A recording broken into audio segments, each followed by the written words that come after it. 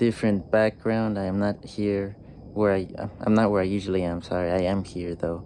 So Peaky Blinders, The Immortal Man, is directed by Tom Harper. It is written by Stephen Knight. It is a finale to the great Peaky Blinders show, the story about Tommy Shelby and his gang after World War One, and what follows. In high school I started watching Peaky Blinders, and I got into it when season 4 was ending, and it quickly became one of my favorite shows. Tommy Shelby became one of my favorite characters ever. I really liked his arc. I think he's really, really well written. He's complicated, he's morally corrupt, and it's hard at times to say that he's a good man. And seeing how the Peaky Blinders grow under him, yeah, that was pretty good stuff. Really great television and really great writing overall. Performances were at an all-time high, especially from Cillian Murphy and Polly's actress, rest in peace, Helen McCrory. Now this movie, it came out a couple years, I believe, after the finale of season 6, which left a lot to be answered. It left a lot open-ended. Does this film close everything? Does it pay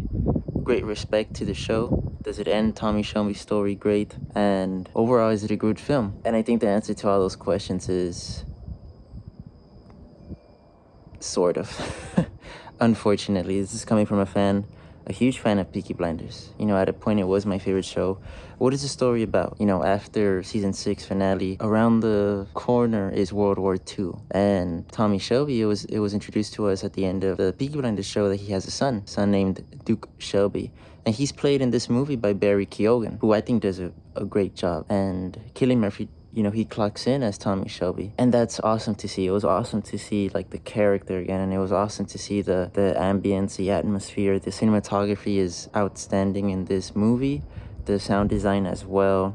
And the music is a huge standout. So technically the movie is there. The movie, it fits the Peaky Blinders story, right? Where I think the movie fell through for me was character arcs, and feeling rushed and not answering or acknowledging a lot of things that the show kind of left open-ended. It kind of just didn't even bring up characters. It didn't bring up storylines that should have been brought up. But how is it as a film, outside of Peaky Blinders? It is a bit underwhelming, I would say, in the end. I think it has a lot to do with who the character is of Tommy Shelby and decisions that they had, written up for him to commit.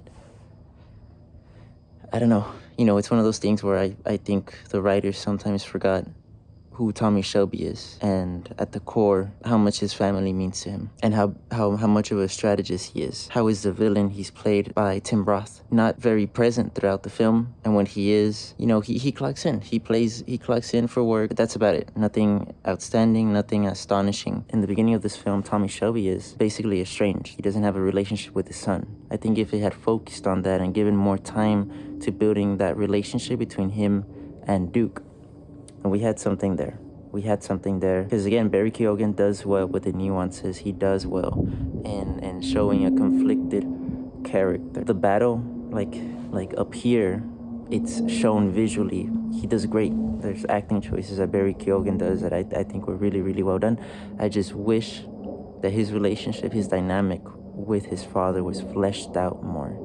And sooner in the film. I think we get their first scene together about 40 to 50 minutes into the film. And that's another thing. At the beginning of the film, Tommy Shelby is no longer a part of the Peaky Blinders. Duke Shelby has come over and he's taken over. And Tommy Shelby is in a rural place in England. He's writing. He's tormented, of course. And the way that it insinuated and shown in the film why he's brought back, I think was overcomplicated and a bit of a stretch. Simple thing is just he couldn't save a lot of people in his life. He has a son that's still alive. He can still save him. A simple conversation would have moved that forward, but it felt like the story dragged that decision making on and the way that it was made, right? How does the story close on Tommy Shelby? And the way that the story closes and the way that the film ends for Tommy Shelby's arc, because this is the end of the show. This is the finale.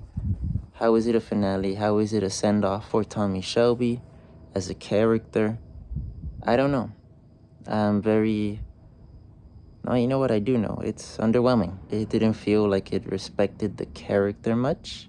And you'll see what I'm talking about when you see the film. I'm trying not to say many spoilers. I mean, really the standout in this movie is a sequence primarily focusing on Barry Keoghan about halfway through the film, where he's considering, following through on something. And the music on that, I believe it was a song called Puppets.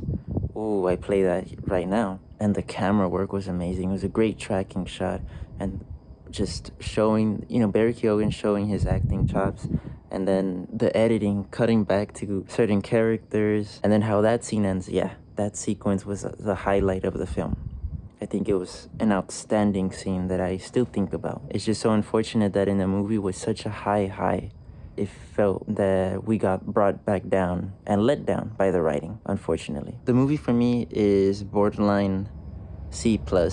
It's a weak C+, very close to just a C, but I think that's what it deserves. You guys can check it out now on Netflix, of course. And yeah, so my parental advisory section coming up soon. There are spoilers up ahead, so just a heads up. Of course, there's a lot of violence throughout the film. It's bloody, but not as bad as I would say we've seen in some episodes of Peaky Blinders. There is sex and a little bit of nudity in about the first 40 minutes of the film, and it is a sort of a dragged out scene, I would say. There's gunfights. The language is of rated R.